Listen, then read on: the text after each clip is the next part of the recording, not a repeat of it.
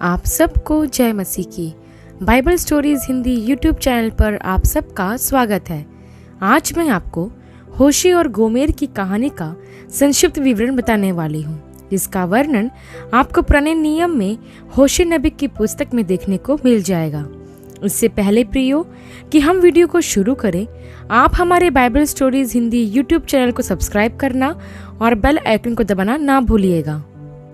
तो आइए प्रियो, हम वीडियो को शुरू करते हैं। यह उस समय की बात है जब इज़राइल पर यरोबाम द्वितीय राज्य करता था। उसी समय भविष्यवक्ता होशे ने इज़राइल के लिए भविष्यवाणी की। जब इज़राइल के लोग परमेश्वर को छोड़कर दूसरे देवी देवता की उपासना करने लगे थे, तब होशे इज़राइल को परमेश्वर की ओर वापस आने तथा सच्चे परमेश्वर की उपासना करने के संबंध में सिखाया करता था। होशे परमेश्वर के भय में चलने वाला तथा उसकी सभी आज्ञाओं को मानने वाला उसका एक सच्चा नबी था। लेकिन इज़राइल की प्रजा के लोग अनैतिकता और बुराई में पूरी तरह से लिप्त थे तथा इससे बढ़कर जो बुराई उन्होंने की थी वह थी मूर्ति पूजा। और हम जानते हैं कि हमारा परमेश्वर मूर्ति पूजा से घृणा रखने वाला परमेश्वर है।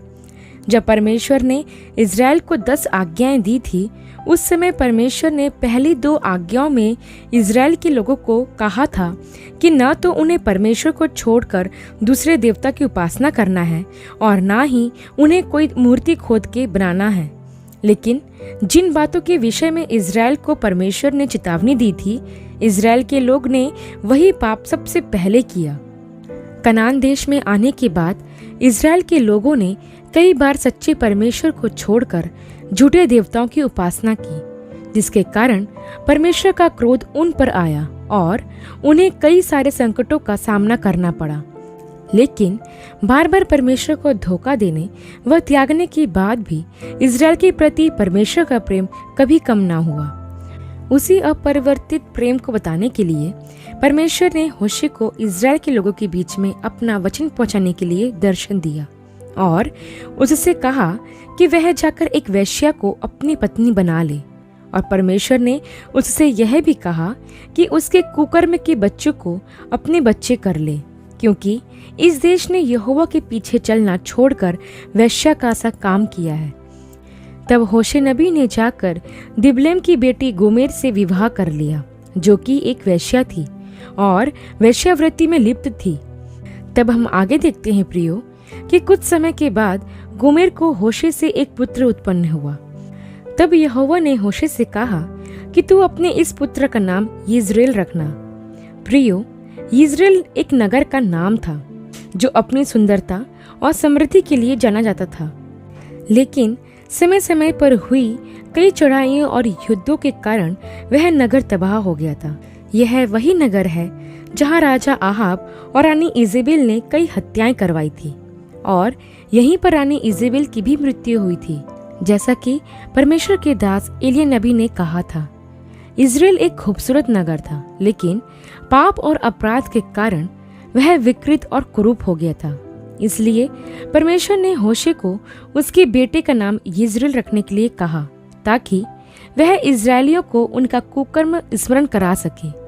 तब आगे हम देखते हैं प्रियो कि यिज्रेल के पैदा होने के बाद होशे फिर अपनी पत्नी गोमेर के पास गया और फिर उसको उससे एक पुत्री उत्पन्न हुई, जिसका नाम यहोवा ने लोरुहमा रखने के लिए कहा, जिसका मतलब होता है कोई दया नहीं, जिससे यह प्रकट हो कि इज़राइल के पापों की क्षमा नहीं है और वह यह भी जान ले कि उनके कार्यों के लिए वे दंडित किए जाएंगे। तब हम आगे देखते हैं प्रियो कि गोमेर को होशे से तीसरी संतान पैदा हुई, जो कि एक बेटा था। तब यहोवा की आज्ञा पाकर होशे ने उसका नाम लोअम्मी रखा, जिसका अर्थ होता है मेरे लोग नहीं। प्रियो, इज़राइल की पापी अवस्था के कारण यहोवा परमेश्वर उन्हें अस्वीकार कर रहा था। इज़राइल के लोगों ने व्यभिचार किया था तथा परमेश्वर को त्याग दिया था। इसलिए परमेश्वर भी अपने ही लोगों को अस्वीकार करने पर मजबूर हो गए हैं। वो राष्ट्र जो कभी परमेश्वर का हुआ करता था, अपने पाप में बने रहने के कारण अब वो एक मूर्ति पूजक राष्ट्र बन गया था और परमेश्वर ने उसे दंडित करने का निर्णय लिया। तब हम आगे देखते हैं प्रियो कि गोमेर, जो कि एक व्यभिचारिणी स्त्री थी, उसने अपने पति के सच्चे प्रेम को नहीं जाना। होशे गोमेर के व्यभिचारी होने के बावजूद भी उससे प्रेम रखता था, लेकिन गोमेर का प्रेम होशे के प्रति धीरे धीरे कम होते चला गया और वह अपनी पुरानी जिंदगी में वापस लौट गई। वह अपने उन पुराने प्रेमियों के पास चली गई जिनके बीच वह रहा करती थी। यहाँ तक कि उसने अपने बच्चों को भी छोड़ दिया। गोमेर ने अपने आप को एक पुरुष के हाथ में बेच दिया था और अब वह उसकी दासी बनकर रहने लगी थी। तब परमेश्वर ने होशे से कहा कि तू फिर से जाकर उस स्त्री से प्रेम कर। तब होशे जाकर गोमेर को चांदी की 15 टुकड़े और 1.5 होमेर जौ देकर खरीद लिया और फिर से उसे अपने घर ले आया और उससे हमेशा प्रेम करता रहा। होशे के प्रेम को देखकर गोमेर का हृदय भी होशे के प्रति प्रेम से भर गया। गोमेर ने इस बात को महसूस किया कि उसके बार बार विश्वासघात करने पर और धोखा देने पर भी होशे का प्रेम बिल्कुल नहीं बदला। उसने देखा कि जो प्यार वह दूसरों में ढूंढती थी, उससे कहीं ज्यादा प्यार होशे उससे करता था। तब उसे अपने अंदर आत्मग्लानि महसूस हुई और उसने पश्चाताप किया और फिर वह कभी होशे को छोड़कर नहीं गई। प्रियो, होशे और गोमेर की यह कहानी हमें परमेश्वर के प्रेम के विषय में बताती है। परमेश्वर ने होशे को यह दिखाया कि हम जिससे प्रेम करते हैं, अगर वो हमसे विश्वासघात करे तो हमें कैसा लगता है।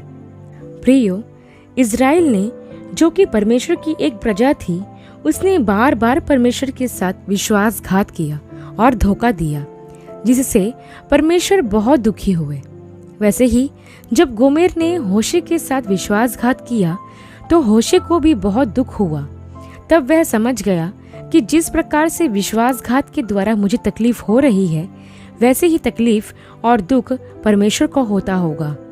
गोमेर के बार बार धोखा देने पर होशे समझ गया कि परमेश्वर का हृदय भी इज़राइल के बार बार धोखा देने पर कैसे टूटा होगा। एक तरीके से देखा जाए तो परमेश्वर ने होशे को इज़राइल के प्रति अपने हृदय की संवेदनाएं व्यक्त की थी और उसे उस दर्द का एहसास कराया था जो इज़राइल के विश्वासघात करने पर परमेश्वर को होता है। लेकिन परमेश्वर ने होशे को यह भी बताया कि यद्यपि परमेश्वर के लोग उसे बार बार धोखा दें, लेकिन वह तब भी उससे प्रेम करता रहेगा और उसे सही राह पर लाने के लिए वह कुछ भी करेगा। प्रियो, होशे और गोमेर की प्रेम कहानी बहुत अद्भुत है। यह हमें परमेश्वर के उस प्रेम के बारे में बताती है जो कभी बदलता नहीं। आप लोग देखिए कि इस दुनिया में ऐसा कौन होगा जो अपने जीवन साथी के धोखा देने पर भी उससे प्रेम करेगा। लेकिन गोमेर के विश्वासघाती होने पर भी होशे उससे प्रेम करता रहा। यद्यपि उसे दुख हुआ होगा, लेकिन फिर भी उसने अपना प्रेम उसके लिए वैसा ही बनाए रखा। वैसे ही प्रियो, हमारा परमेश्वर भी है। हम परमेश्वर को बार बार दुख पहुंचाते हैं, अपने पापों के द्वारा, अपने अधर्मों के द्वारा और उन बातों के द्वारा जिन्हें परमेश्वर पसंद नहीं करता। हम उसे तकलीफ पहुंचाते हैं, लेकिन प्रियो, फिर भी हमारा परमेश्वर हमसे प्रेम करता है। हम परमेश्वर को धोखा दे सकते हैं और छोड़ भी सकते हैं, लेकिन वो हमको ना तो कभी छोड़ेगा और ना ही कभी त्यागेगा। एक और बात प्रियो, कि जब गोमेर ने अपने आप को बेच दिया था, तब होशे ने कीमत चुकाकर गोमेर को वापस खरीद लिया था। वैसे ही प्रियो, जब हमने अपने आप को पाप का दास बना लिया था और जब हम दासत्व के जुएं तले दबे हुए थे, तब परमेश्वर ने सबसे महंगी कीमत चुकाकर हमें उस दासत्व से छुड़ा लिया और वो कीमत थी उसके इकलौते बेटे का लहू। जैसा कि बाइबल हमें बताती है कि हम दाम देकर मोल लिए गए हैं।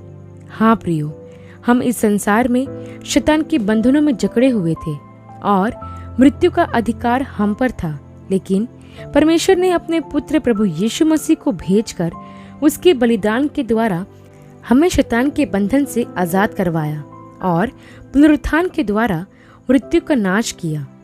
प्रियो, सबसे बड़ी गलती जो हम कभी करते हैं वह है परमेश्वर के प्रेम को नकारना।